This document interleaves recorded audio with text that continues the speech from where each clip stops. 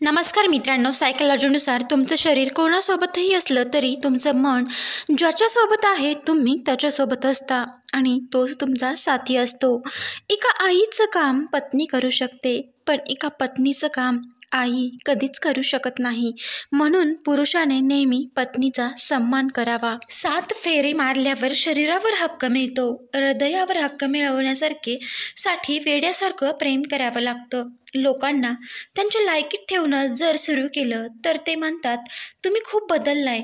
जीवनाचा सफर असाच एकट्यानं निघून जातो आणि म्हणायचंच तर प्रत्येक पावलांवरती सोबत आहे, पण कोणत्याही काही क्षणाचा आनंद देताना तुमच्या दुःखाची चिंता करू नका. प्रत्येक कागदाचं नशीब नसतं की ते पुस्तक बनेल आणि काही होडी बनून पण पाण्यात तरंगत राहतात.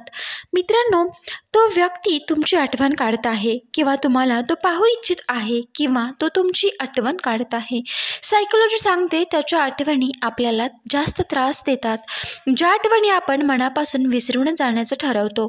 सायकोलॉजी सांगते जो व्यक्ती म्हणतो मी कधी प्रेम करणार नाही, पण तो व्यक्ती प्रेमात पडल्यावर त्याच्या प्रेमाशिवाय राहूच शकत नाही. पण तो व्यक्ती मनोविज्ञान सांगतं जर कोणी व्यक्ती आपल्याला धोक्यात ठेवत असेल तर ते अचानक आपल्याला खरं समजत असतं, तेव्हा त्या स्थितीत आपलं हृदय खूप जोरजोरात धडधड करत असतं.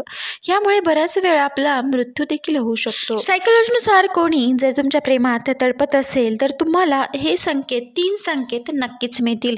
पहिला म्हणजे तुमचं मन अचानक आनंदी असताना उदास होईल. नंबर 2, तुमचं मन बेचैन होईल आणि त्या व्यक्तीची आठवण सतत तुम्हाला येत राहील. आणि तिसरं आणि शेवटचं म्हणजे तो व्यक्ती तुमच्या स्वप्नात सारखा येत राहील. मित्रांनो, हे संकेत तुम्हाला तेव्हा नक्कीच मिळतील.